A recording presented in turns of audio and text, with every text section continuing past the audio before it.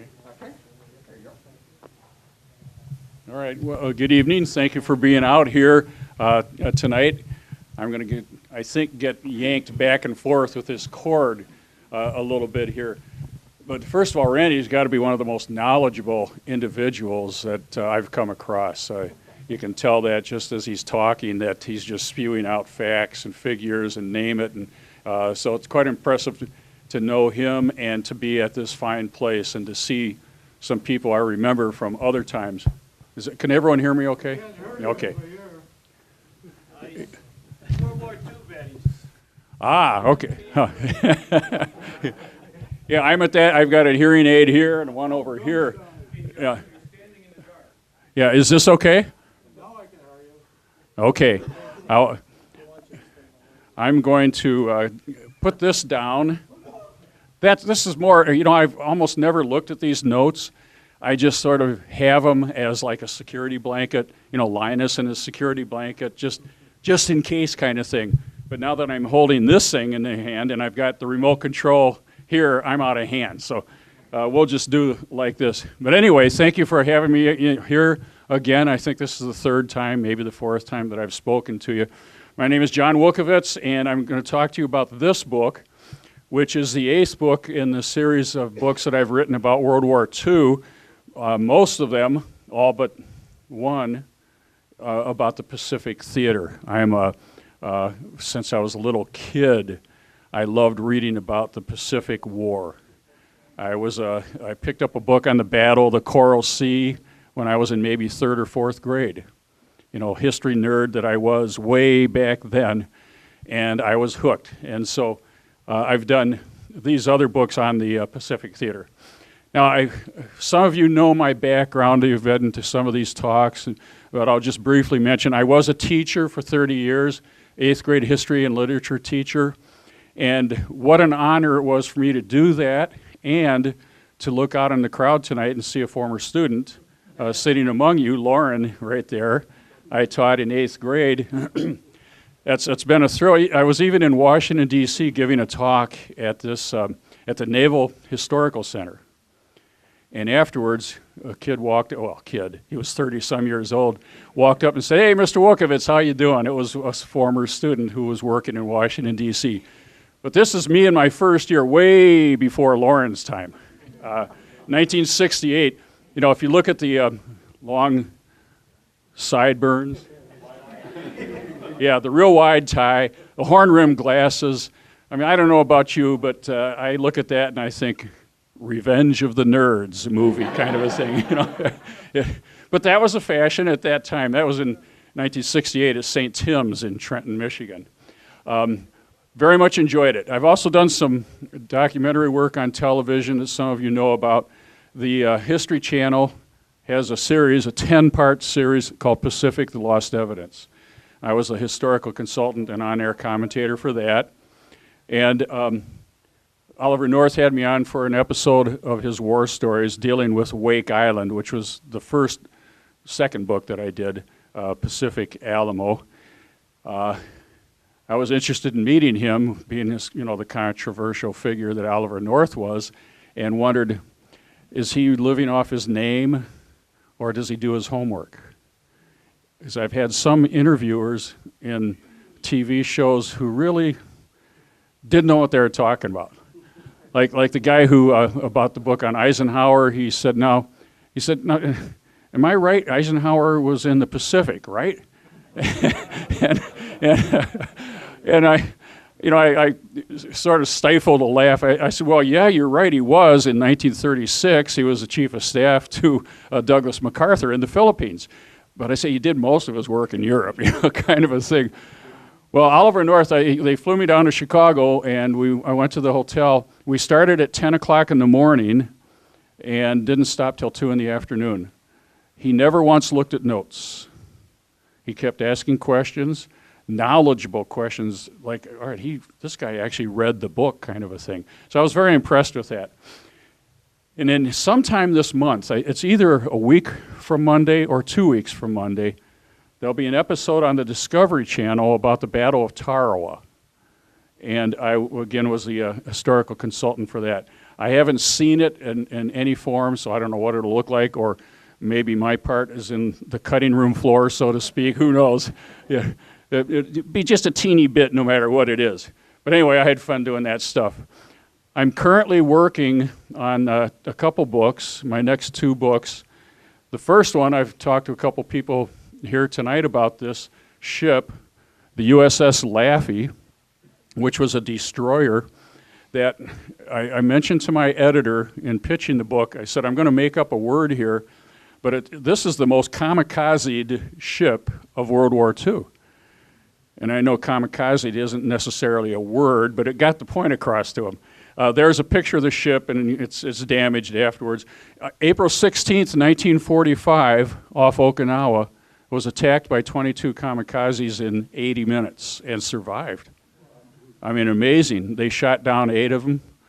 It's an amazing story. The ship is still afloat in South Carolina at a place called Patriots Point. They have an aircraft carrier there. I'm going down next month to walk the ship. I want to do that, because a historian doesn't get a chance, if you're dealing with World War II, to actually walk the decks of a ship that you're writing about. And at the same time, some of you may remember, and students probably too, a Notre Dame fan that I am up here near Ann Arbor. So, I'm in enemy territory. There's a big M right there. Congratulations on the basketball championship. And I just love Notre Dame. A few years back, I was reading a history of Notre Dame. And there was a little paragraph in there, and it said there were 32 priests from Notre Dame who served as chaplains in World War II. Maybe someday someone will write their story. And I thought, yeah, I could look into that, but they'd have to have done something. You can't just be a stateside post and be a chaplain. So when I looked into it, I found out Father Barry here was all over the place with the Army in North Africa, Anzio, Dachau. And what a guy, the men talking about him. Father Sampson parachuted into Normandy and then was later captured at the Battle of the Bulge. Father Duffy, down at the bottom, was on the Bataan Death March and the Hell ships, taking prisoners from the Philippines to Japan. And so I thought, yeah, there's some good stuff here. So I am working on that one. Now, every once in a while I get someone asking me, John, how do you come up with the ideas for your books? Do you just sort of think of them, or does someone say, hey, well, one time an editor did call and say, hey, do you want to do a book on Eisenhower? And I said, sure. And it was as simple as that. Most of the times they come from just what I think is interesting or whatever. For instance, the topic of the book tonight for Crew and Country about the USS Samuel B. Roberts, I actually came across the Samuel B. Roberts in the early 1990s. That's before I had the pleasure of teaching Lauren back there. And I was doing a book on this guy, Admiral Clifton Sprague, and he was the commander of a unit that the Samuel B. Roberts was a part of. And I was so struck with that ship, the Samuel B. Roberts, I thought one day I want to come back and do something on that ship. Well, things kept getting pushed off and pushed, one book came by and then another book, and I kept pushing it back until just recently. When I write my books, I always have pictures of people who will be in those books, taped to my wall in front of my computer. They sort of serve as an inspiration to me. I find if I'm writing about Charles Natter, if his picture's in front of me, okay, I've got to do this for Charles Natter, his mom and dad, his that kind of thing. It's inspiration. Well, I put them up for each book, and then I take them down when the book's done, and up go the batch for the next book. For 20 years, those 3 pictures remained on my wall, those 3 right there. There's a guy in the Navy, the same guy with his wife, and then their child. For 20 years, just to remind me, don't forget the Roberts, John. Don't forget the Roberts. And I'll explain who those are a little bit later. So that's how the idea for that one came across. Now, what did this ship do, the USS Samuel B. Roberts? I mean, after all, it was a destroyer escort. There's a picture of it right there. Not big by Navy terms, 300 feet, a football field. It might sound big to some people, but to the Navy, no. It was not meant to fight a surface engagement and slug it out with enemy battleships, cruisers, destroyers, anything like that. It was not meant to do that. It was armed with guns that the crew called pop guns. The shells would bounce off Japanese battleship armor. They were just lightly armed just for show more than anything, or especially if a submarine, if they came across a submarine, their armor could puncture through those. It was only meant to provide support for troops ashore. That's all. So why do a book on this ship? Well, in October of 1944, off the Philippine Islands, the Samuel B. Roberts conducted what has got to be one of the most amazing military charges that I've come across.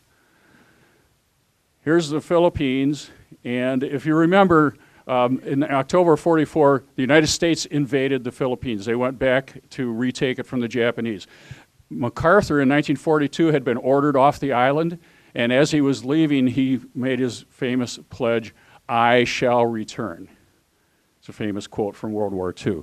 Well, this is MacArthur returning in October of 44.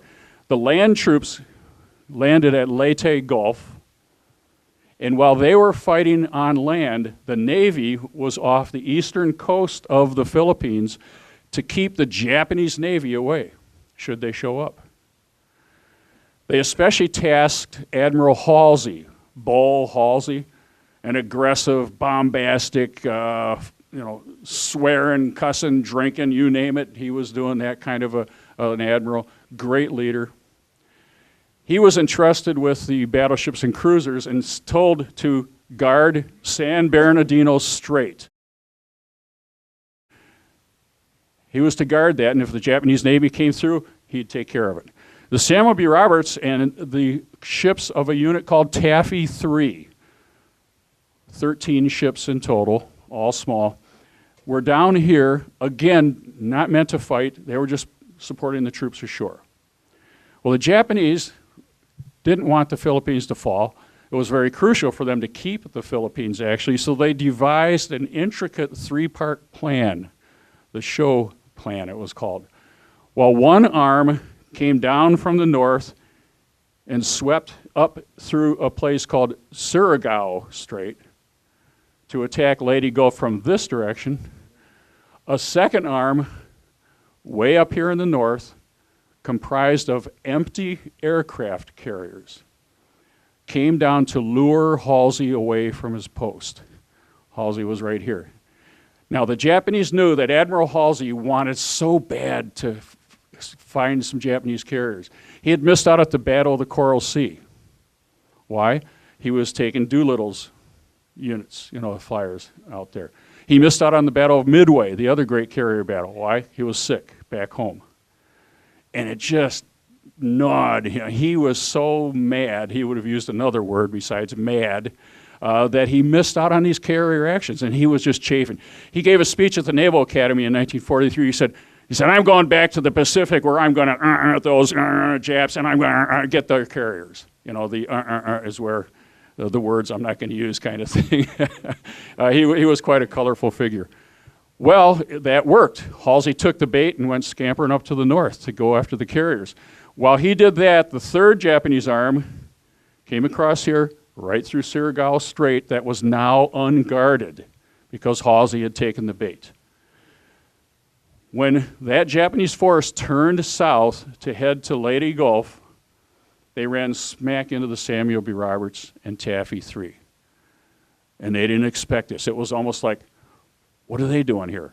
Halsey's gone. What are these ships doing here? Well, they had to do something, those 13 American ships. This is a comparison of the guns. Can you, what's that? He said it looks like the West Virginia. Oh, I'm sorry. Yeah, I didn't know if you couldn't see down at the bottom there, because this is a great screen. I love the equipment that you have here. But there were 29 guns versus 245 on these ships. Any one of these Japanese battleships, any one of the four, could by themselves wipe out all 13 of Admiral Sprague's ships. All they had to do was stay outside their range and lob shell after shell at them. Admiral Sprague, who's pictured there, and his family is periodically in the news. Leonardo DiCaprio was in a movie, Great Gatsby. Admiral Sprague married F. Scott Fitzgerald's sister and had a connection with that family. Well, that's him pictured there. And he said, when I saw the Japanese fleet coming across the horizon, I knew what it meant. And as that quote goes on to say, what chance could we have against the warships, each containing enough destructive power to wipe us out, now bearing down on us at twice our speed? So in other words, he's thinking, my God, we can't stand here and shoot it out with them. And we can't turn and run. They go twice as fast as we do. What do we do? He says, I didn't think we'd survive 5 minutes. So what he did in a desperate situation when there's no other choice, you attack. You attack. And he gave the order to his destroyer escorts, including the Samuel B. Roberts, you guys charge the Japanese battleships and cruisers, and I'll take the few baby aircraft carriers we have. They weren't, please don't think USS Enterprise. It's something, massive. An escort carrier was as lightly armed as the Samuel B. Roberts and didn't have any planes on it. So it was not the big fleet carrier. He said, I'll get those carriers and go towards MacArthur. You guys fend off the Japanese fleet. Lieutenant Commander Robert Copeland was a skipper, excuse me, the skipper. He was the skipper of the Samuel B. Roberts. When he got this order from Admiral Sprague, he knew what it meant. He went over the ship's PA and he said, men, we are about to go into a battle against overwhelming odds from which survival is not to be expected, during which time we'll do what damage we can. Can you imagine getting that message if you're a member of the crew? I mean, I asked every one of the guys I interviewed 30 or more, when you heard those words, what reaction did you have? And they all, chills went down my spine. I knew we were going to die. We're going to charge into certain death, but that was our order, and we did it. I mean, I'll stack that quote up against damn the torpedoes full speed ahead, any quote in military history. I think it's just a marvelous thing. Well, charge they did, and there's a picture of a couple of destroyer escorts in action in this battle.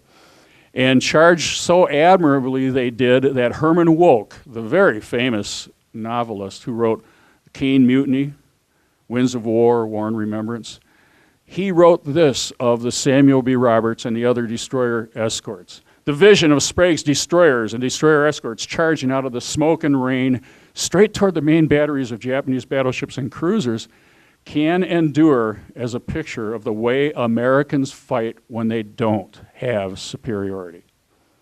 Our school children should know about that incident, and our enemy should ponder it, for its theme is one that will stir human hearts long after all the swords are plowshares. Gallantry against high odds. Wonderful words, wonderful words.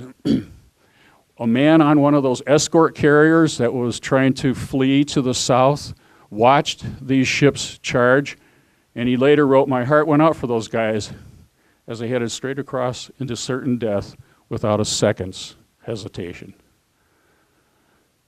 Well, they charged nobly. The Samuel B. Roberts was able to launch a torpedo and hit a cruiser, but then the Japanese took over. A series of 14-inch, 10-inch, 8-inch shells, bam, bam, bam, bam, bam. Not just in one place, but basically up and down the length of the ship. Hammered it mercilessly. And the ship was sunk. As it was sinking, Lieutenant Commander Copeland, the skipper who gave that quote about heading into death, he told one of the men I interviewed, he said, go down and get the largest flag we have and put it up on the mast. And as this quote mentions, that's the last thing I want the men in the water to see as a ship goes down, the flag. And the guy who told me that said that was the last we saw. Old Glory proudly snapping in the wind. And as the flag disappeared beneath the water, we all that were in the water, took a last look. To this day, when I hear the national anthem or the Pledge of Allegiance, I think of that time, that moment in the water, and start to cry. Amazing, amazing time. Miraculously, though, the Japanese turned back. Samuel B. Roberts and the other ships that were sunk succeeded in turning them, deflecting them from Leyte Gulf. Admiral Kurita, who was in charge of the Japanese unit, kept thinking, you know, these guys can't be that stupid to charge us like that. Halsey must be just over the horizon. He was also a bit gun-shy because his flagship had been shot out from underneath him the day before, bombed out from underneath him by Halsey's aviators. So he was a bit gun-shy. So he said, we better pull back and regroup in case Halsey's coming. Well, as these ships pulled back, one of them came right toward where the Samuel B. Roberts survivors were floating in the water. And the guys thought, uh-oh, this guy's going to plow through us with his blades, his propellers. They're going to machine gun us, something like that. Instead, as that ship passed the men of the Samuel B. Roberts floating in the water, the crew of the Japanese ship stood toward the men and saluted, as if to say, hey, nice job. You're in the water, we sunk your ship, but by God, you did a job. Did a job. Amazing, isn't it? Well, after the 5-hour battle in the morning at Samar, part of Battle of Leyte Gulf, then came the 50-hour battle in the water. Because of incorrect coordinates were sent to the rescue ships, they were looking in one part of the ocean, and the Samuel B. Roberts survivors were floating in another part of the ocean. And it took 50 hours before they were found. Well, 50 hours of not just the sharks, as you see here, but the amazing heat by day, with the sun reflecting off the water. They told me it was incredibly painful. And the bone-chilling cold at night. Because of the water, you were soaked. And the sun went down. And so they'd be shivering all night long. Men getting delirious. And one guy said, I'm going down to get a couple beers.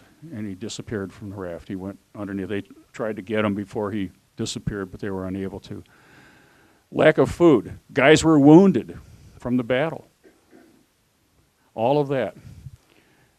One of the guys said, you know, the sharks, we had to abandon ship, and then the sharks came. It was we could see their fins approaching, then they would dive, and we didn't know where they were. It was such a helpless and useless feeling. At least during the battle, we could do something. And this is where the incredible story of him occurred. Signalman, 3rd class, Charles NAITER. Amazing kid. Just out of high school. He went to Atlantic City, New Jersey High School, and in the summers he was a lifeguard at the beaches down there at Atlantic City. So he was used to going into the water to help people in need.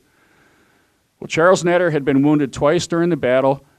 Copeland ordered him off the ship into the life raft, and he refused to go. He said, no, there are guys more seriously wounded than me. I want to help them off the ship first. This is a kid just out of high school. Then he's in the life raft, and he sees about 50 yards away 10 or 12 of his shipmates just floating in the water, holding onto wooden planking that had come up from the ship. Very flimsy, and he knew they were in trouble. So he got out of the life raft, even though wounded twice, and he got in the water and he swam 50 yards out, grabbed one of his shipmates, and swam 50 yards back to the life raft. Then he swam out again 50 yards and back. Now, swimming 50 yards in a swimming pool is one thing, nice and smooth. In the ocean, with the ocean swells, salt water slapping you and burning in your wounds. You're tired from the battle. There are sharks all over. You're exhausted. It's a much, much different ordeal. Well, he was at the wooden planking resting with his good friend Tom Missouri, getting a breather when a shark took Tom Missouri away.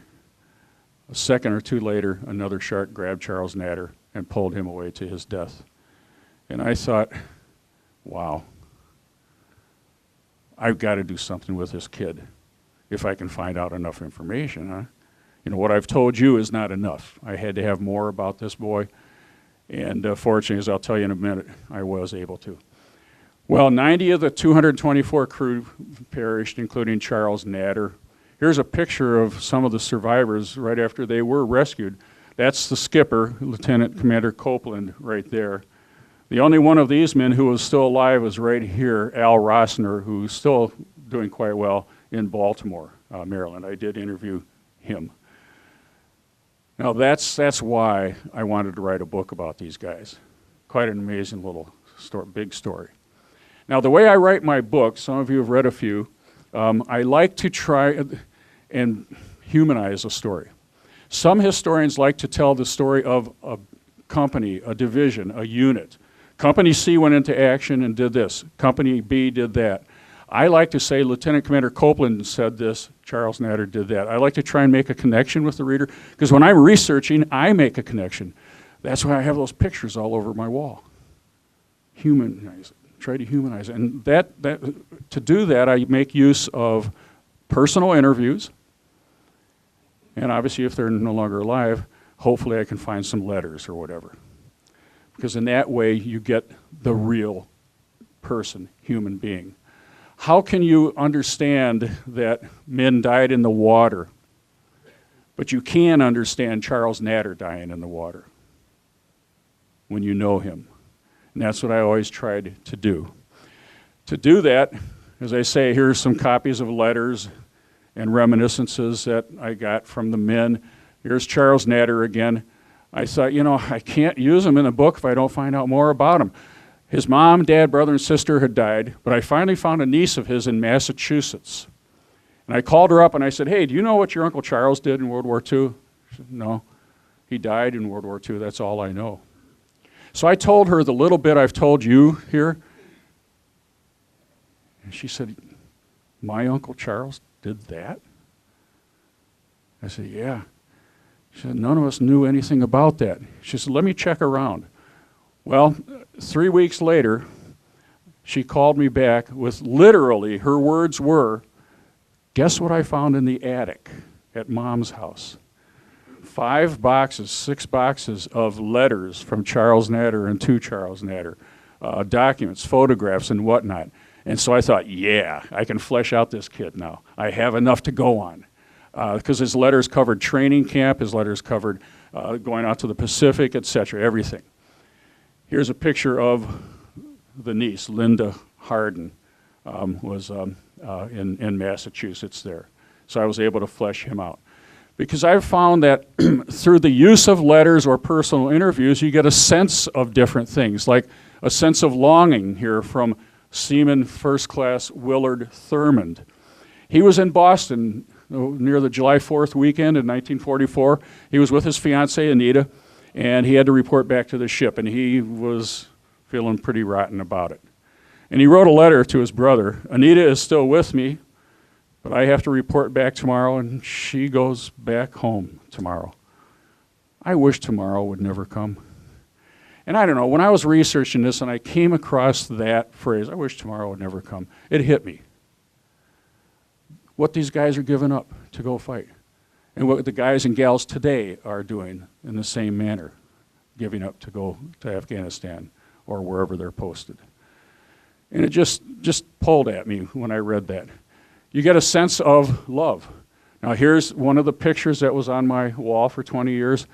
Norbert Brady, his wife, Ginny. Norbert wrote a series of letters that their little girl who was pictured on my wall, she gave them to me to write in this book.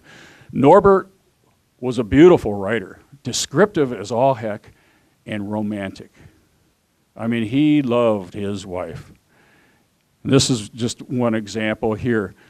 He's telling his wife, Ginny, yours is the only picture hanging up beside a bunk on this ship. And it's been there since the day the ship was commissioned. He told his wife, I can always look at you right beside me every night when I go to sleep and say good morning when I wake up to you. And then he adds, because he was also somewhat humorous throughout many of his letters, of course, I can't say good night like we always used to. He says, but I still have my imagination. The Navy hasn't managed to take that from me yet. And so I can say sweet dreams and everything as I lay there before dropping off to sleep. And then he signed all his letters like that, like a kid. I love you, ditto, ditto, ditto, ditto, ditto, ditto, ditto, ad infinitum. Wonderful human story with Norbert Brady. You get a sense of the hopes and fears from electrician's mate James Weaver, pictured here. He wrote a letter to a friend. This is before the Samuel B. Roberts was posted to the Pacific, and he was trying to decide, would I rather be sent to the Atlantic or to the Pacific? And he wrote his choice here in this letter. He said, up in the North Atlantic, you can only live about 12 minutes in that water before you freeze. As far as Weaver was concerned, he would rather take a chance against the sharks in a warmer climate than risk the frigid waters off Europe. And I'm reading that knowing what's going to happen. You see, it sets the reader up for understanding the story, I think, better. It sure helps me anyway, and that's why I love using these things. It also gives a sense of the pain. The letters that were written after the battle. Lieutenant Commander Copeland wrote a letter to each family of those who died. He didn't send out a form letter. I regret to inform you that your son, fill in the blank, was killed on, fill in the blank. No, he didn't do that. He personalized each one. And there's a copy of one here, and I'll read from another later. Another crew member, Billy Butterworth, is missing in the Philippines. You get a sense of the pain. And I'll use Charles Natter's family as an example. Here you have a picture of Charles Natter on your left. Dad, sister, mom, and brother. And Charles Natter wrote religiously. And suddenly the letters stopped. And Dad and Mom are trying to figure out why. They feared why, but hoped not. This is from a letter that Mr. Natter wrote October 27th, not knowing that his son had been killed by the sharks 2 days before this letter was written. He still hadn't heard. But he's writing, just trying to get, give me a hint, are you okay? Well, here we are again. How is things out your way, he asked. And he said, I was wondering if you two fellas, he referred to one of Charlie's friends, got into any action in that big battle out in the Pacific. The news had hit the newspapers of the Battle of Leyte Gulf, but no details. So he knew there's been a big battle out there, and Charles's letters have stopped. His mom wrote, and I quote, well, sailor, how is everything going out there with you? I hope things are going smoothly. Have you been doing anything different than usual or seeing any Japs? Begging for a clue. They're not going to get one. It's not like today where you email, Facebook, Twitter, whatever it is, instant responses. Not here. They knew that a destroyer escort had been lost in that battle out in the Pacific. Here's a copy from the New York Times, and it says, undaunted, these heroic vessels gave battle to 4 Jap battleships, 7 cruisers, and 9 destroyers. Finally, 2 destroyers and 1 destroyer escort charged the Jap battleships and went down with their guns firing. The fate of the commanders and the crews was not told. So now they know a destroyer escort has been lost. Charles is on a destroyer escort. His letters have stopped. Imagine the fear. When I read through and I could only quote from some of the many letters that they wrote, I was just almost overwhelmed reading this. They just, tell us something. Well, Dad wrote one more. We are into the 4th week since we heard from you, Dad wrote. The last letter was the one that you wrote on the 8th of October. Now, the battle was October 25th. And it was mailed the 8th of October, then they went out to sea. So that's why the break there. I guess that you must have run into what you went out there for. Almost crying for a hint, then, he asked his dad, what do you want for Christmas?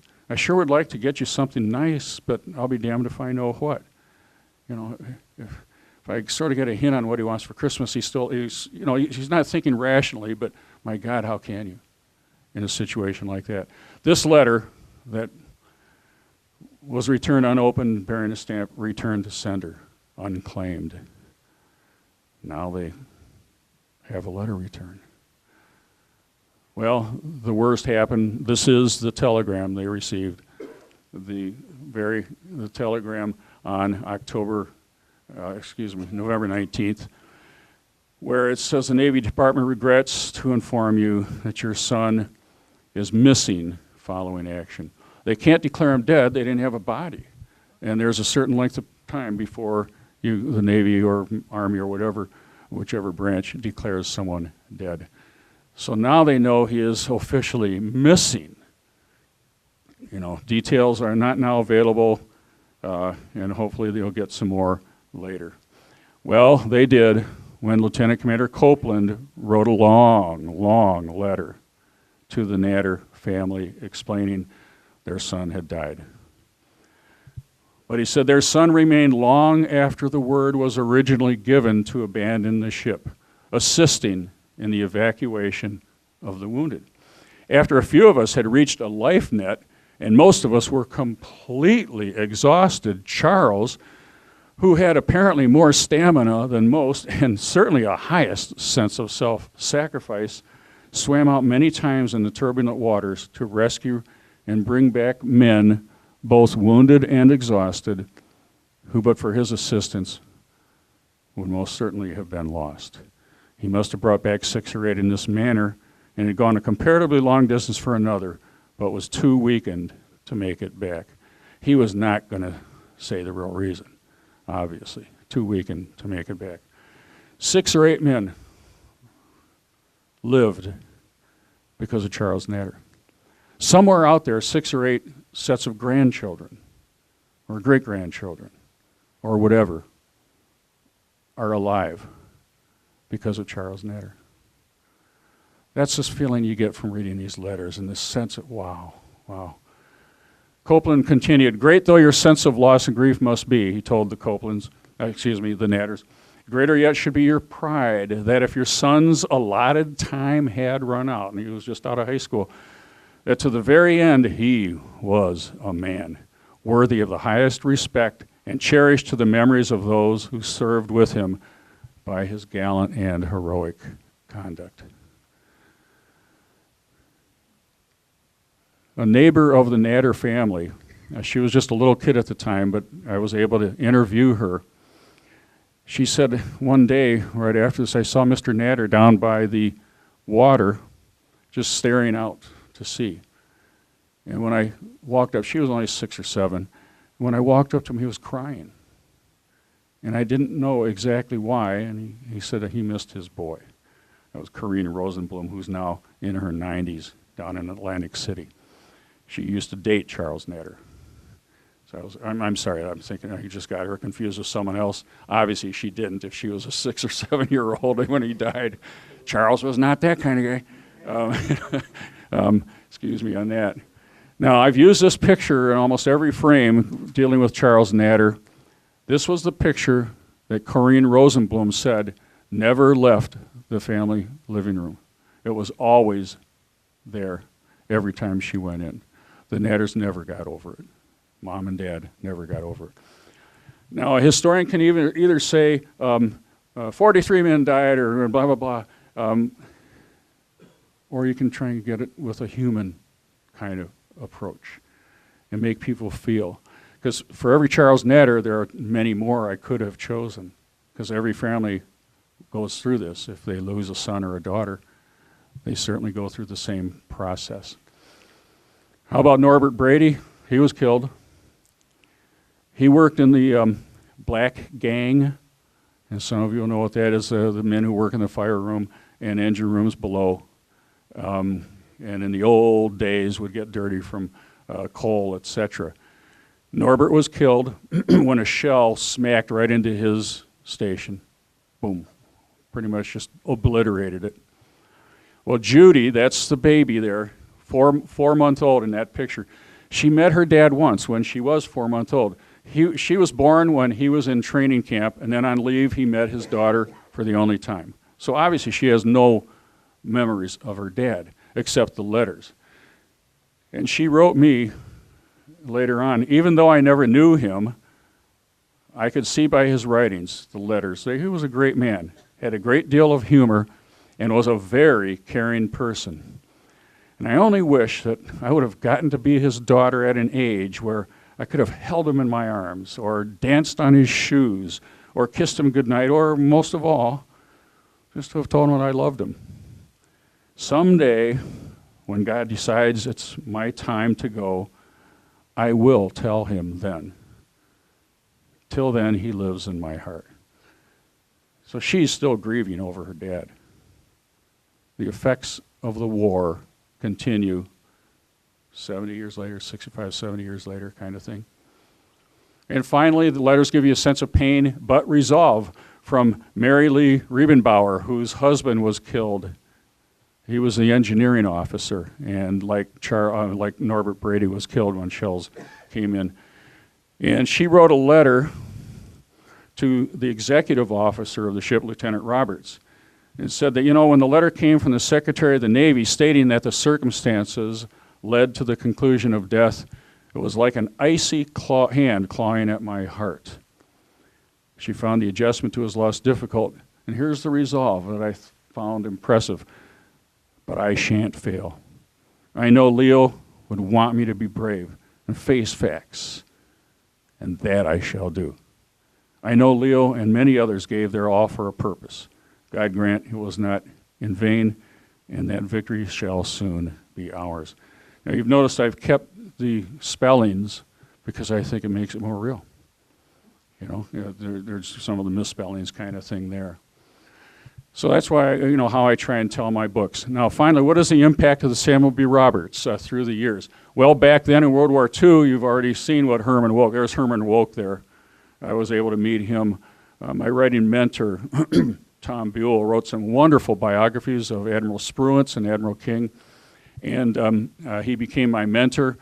And when Herman Wouk was doing Winds of War and Remembrance for the TV series, he used Tom Buell whenever he'd have a question. He'd call Tom and say, well, do I have Spruance right? Do I have this right? Do I have that right? And so I was able to meet him there.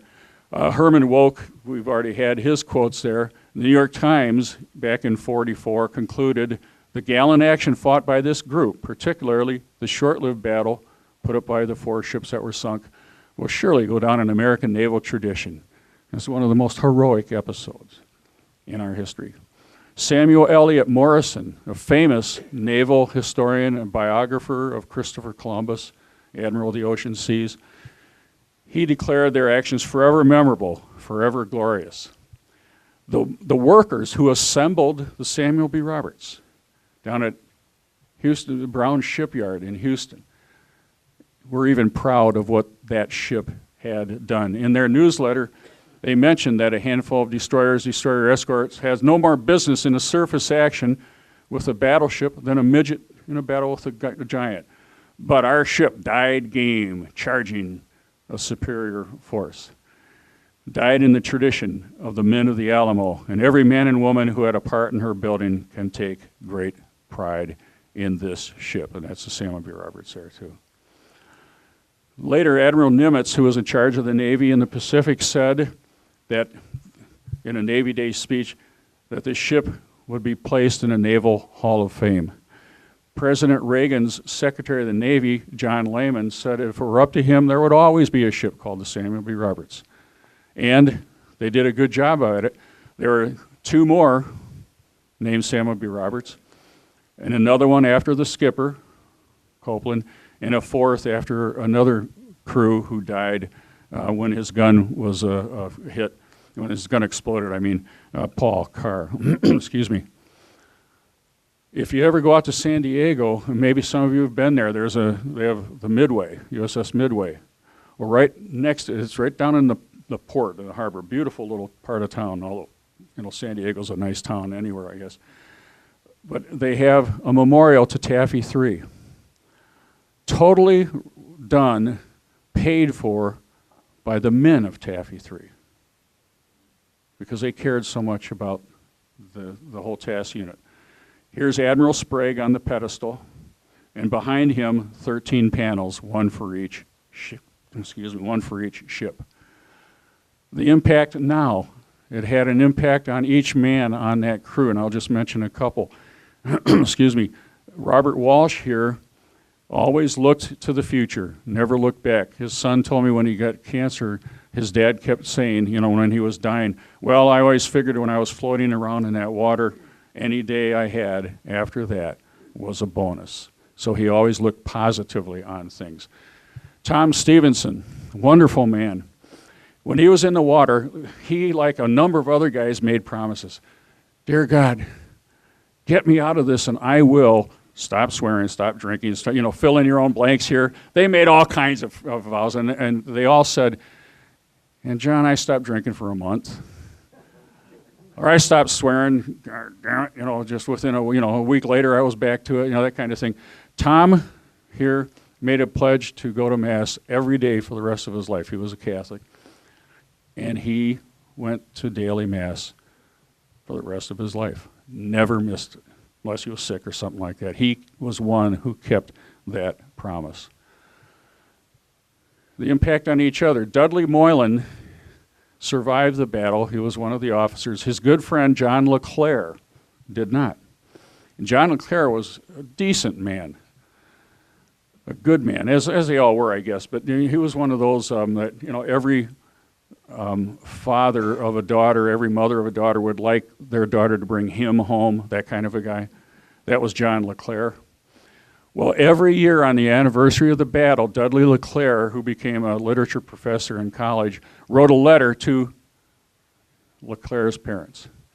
10 years later, in 1954, he wrote, you know, for me, each October 25th of all these years has been a troubled and agonizing time. It is very easy for me to think of the Roberts and her men as still sailing somewhere, only I am rudely not with them. I miss them both, the living and the dead, and sometimes I can't remember in which group a friend belongs. They stay alive and stay young while I grow old. Young and carefree, young all over, young and smiling like Johnny. It is a good way to remember them. And someone asked me earlier why I was, struck by this, doing this book. Maybe it's that, this feeling of togetherness that this crew had. That was part of the reason for sure.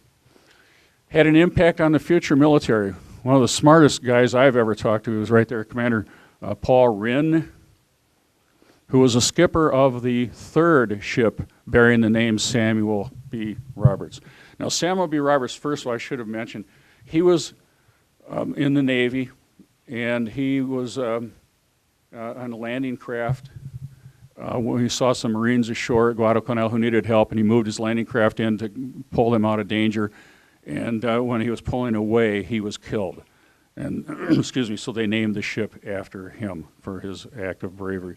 But anyway, in 1988, Paul Rinn took the Samuel B. Roberts into the Persian Gulf, a minefield during the Iran-Iraq War, and the ship struck a mine, and it was in danger of sinking.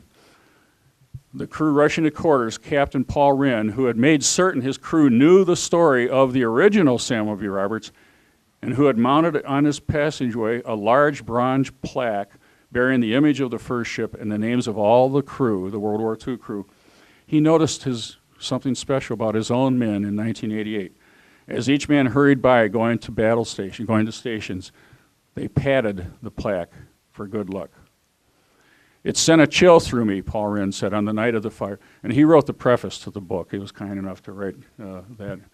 It sent a chill through me on the night of the mining as we were fighting to save the ship, to see crew members passing the plaque and reaching out and touching it. Not just one or two guys, but seemingly everyone who passed it.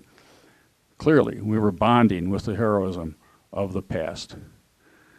He claimed that the heroism exhibited by the World War II compatriots 44 years earlier than when he was now helped his crew perform at a level above anything they ever dreamed they could do. It still impacts people. After the book came out, I got an email from the Littlejohn family, Steve Littlejohn. Their dad, Ed Littlejohn, was on one of the aircraft carriers with the Samuel B. Roberts, one of the baby escort carriers. There's a picture of it right there, the White Plains. And he said, because of the heroism of the Roberts crew, my brother, sisters, and I were able to celebrate my dad's 90th birthday with him a couple of days ago. So the men of the Samuel B. Roberts continue to have an impact. Now in 1982, the men gathered for their first reunion of many. That's a picture right there. I know you can't see individuals there, but that's the members of that could make it. And they all got up to speak. And I wish I could have been there, but at least there was one man, and he's still alive, Bud Comet, who tape recorded it. And I got copies of the tape, and I was able to listen to them. Dudley Moylan, you know, the guy who wrote the LeClaire Family every year, when he got up to speak, he quoted from Shakespeare, where Henry V of England is talking to his men. It's a famous speech, as some of you know. The Battle of Agincourt, the same day, October 25th, but in 1415. And Dudley was so enamored with his shipmates that he used these words. Then will he strip his sleeve and show his scar and say, these wounds I had on Crispian's day. This story shall the good man teach his son from this day to the ending of the world. But we in it shall be remembered. We few, we happy few, we band of brothers. For he today that sheds his blood with me shall be my brother. And gentlemen in England now abed, you know, they weren't in the battle, shall think themselves accursed. They were not here. They're quite an amazing crew, in my opinion. A wonderful crew. Or as Bonnie Nix, who was a sister of William Stovall, who died in the battle. And Bonnie Nix, when I talked to her, said Ed, her brother, was a boy in years, but a man in heart and mind. Quite a good way, I think, to end the presentation. So thank you for listening. This story means a lot to me, and the chance to talk to such a knowledgeable crowd as I have in front of me is something I shall remember for a long, long time. Thank you, and I'll be happy to.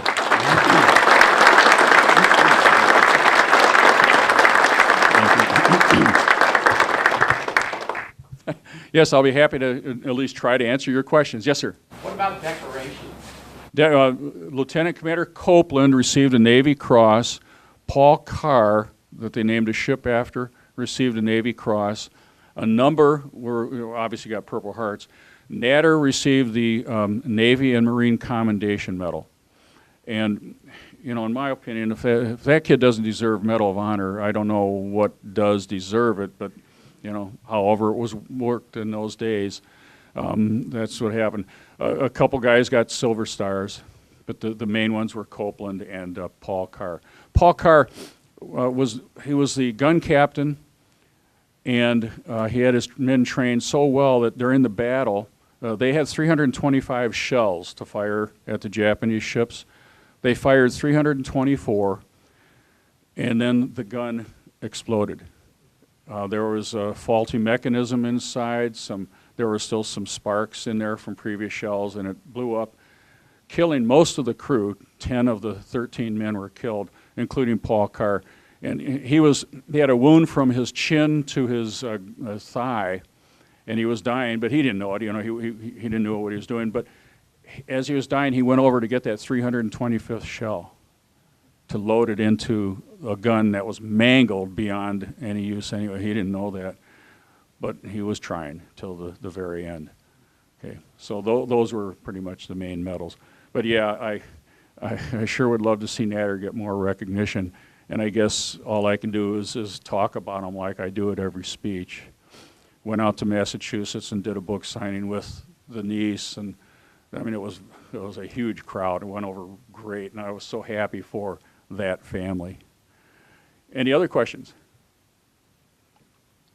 Yes, sir. How long would it take to mail a letter back and forth between them and the correspondent?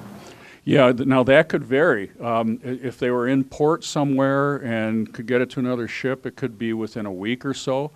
But if they, like some of these guys would write a letter when they were at sea, and then they couldn't get them sent till they returned from action.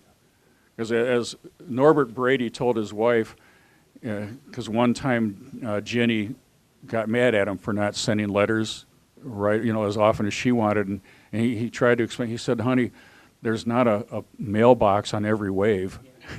He said, I can't go mailing these off the way I'd like to. So that's why a lot of the members in World War II would number their letters.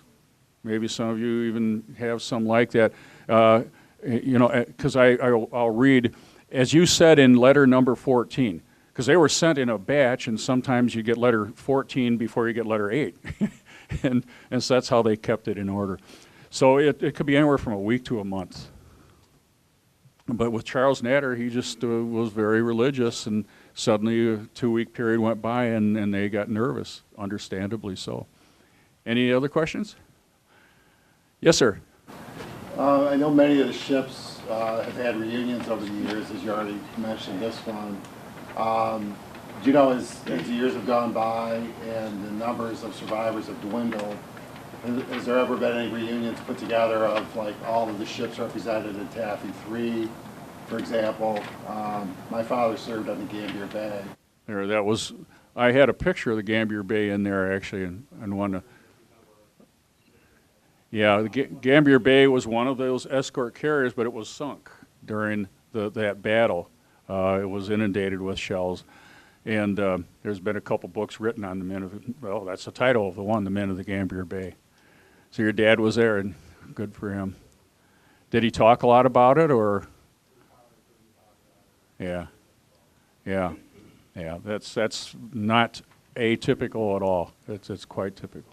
But I'm just curious if there's ever reunions of the larger task force where there are. Yeah. Yes, ready.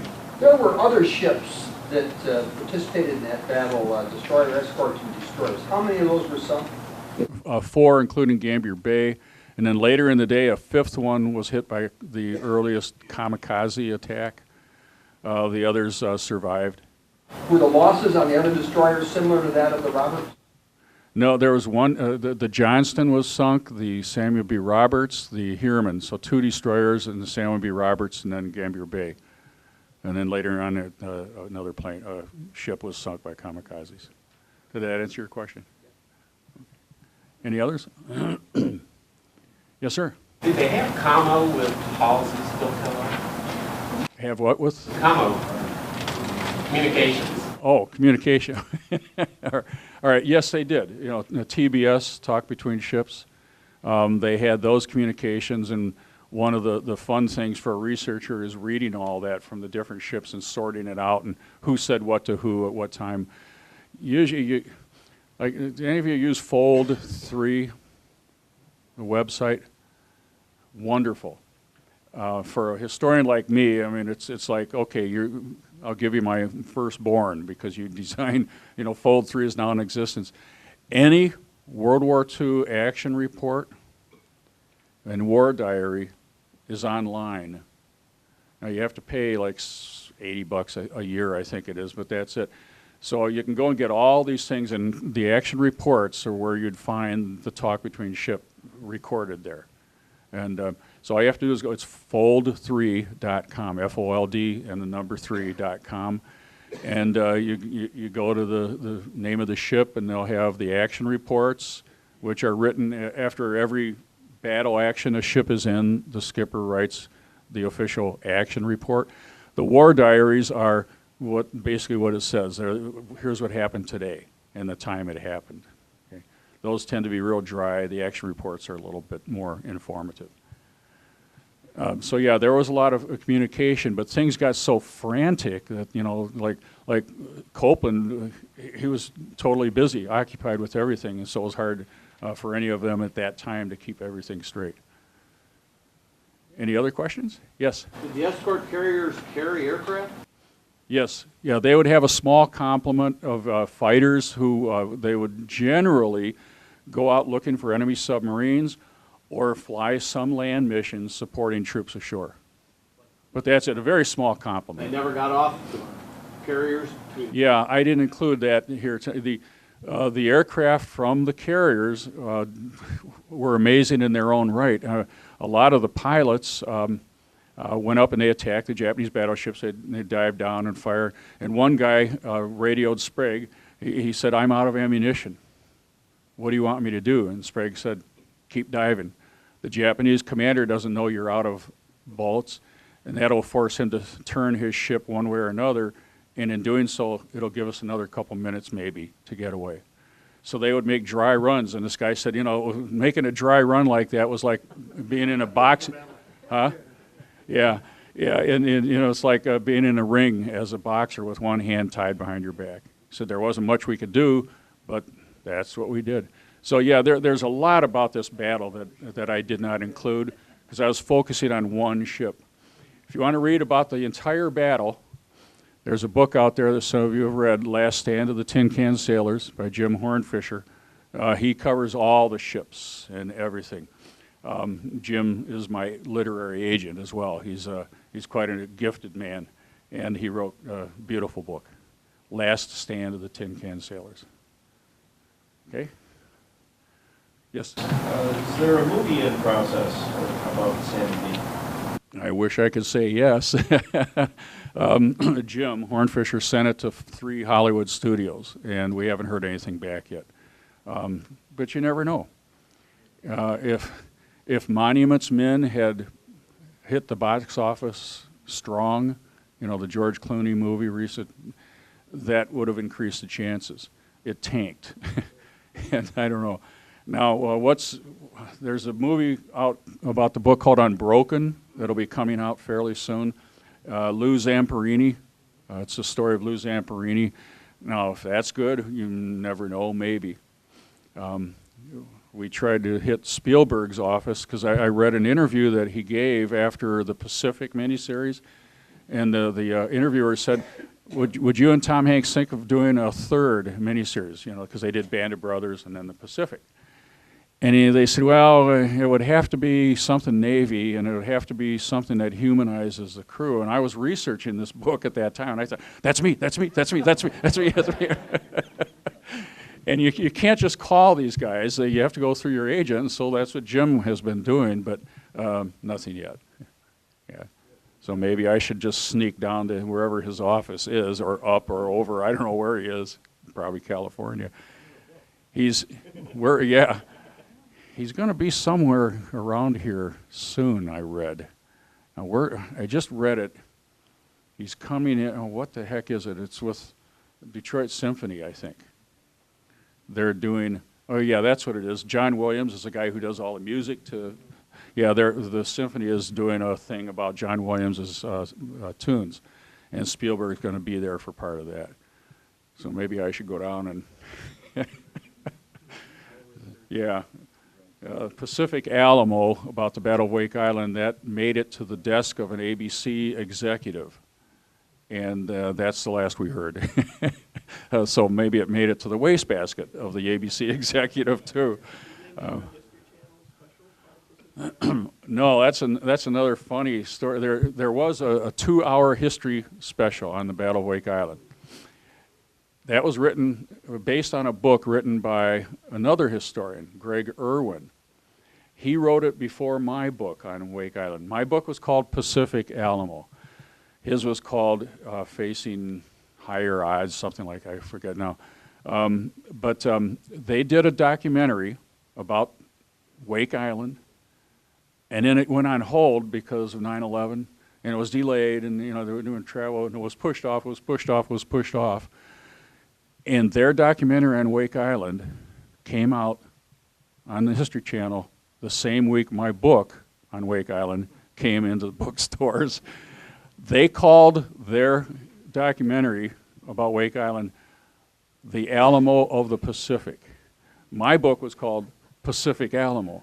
It was total coincidence. I mean, we didn't know about their documentary coming out whenever it would. We didn't know what it was called. We had nothing to do with it. But this author emailed me. He said, son of a gun, Wukovits, every time the History Channel shows my documentary, I don't get any books sold, and yours sells, does it? And I was happy to report, yes. But he's a good guy. He graduated from Notre Dame, too, so he, I think, forgives me. I don't know, but yeah, just bad luck on his part. But yeah, so hopefully something will come, but it doesn't look like it will, unless Lou Zamperini's movie does real well. Any other questions? Yes. You mentioned at the beginning, something on History Channel and then some other series that was coming out. Can you repeat that? Yeah, it's on the Discovery Channel. The first episode started, it started Monday of this week. And I forget which episode. Tara was the third one, I think. So that would make it a week from Monday. If it's not on then, it'll be the week after that. And I can't remember what they're calling it. But they've been advertising it on the History Channel, and I haven't seen any of it. We recorded this about 1.5 years ago, and like as always, you'll answer questions as I did for 1.5 hours or 2 hours, and then they'll end up using a total of 1.5 minutes or 2, and which they should. They should be focusing on the veterans, that kind of thing, not some bald-headed historian. Although I don't mind it, but well, thank you, everyone. It was a blast, as I knew it would be. It always is here at the Yankee Air Museum. I do have copies, of my books in the back for purchase if you'd like, and I'll be happy to inscribe them. There are also bookmarks and my business cards. Feel free to take those. Okay, thank you.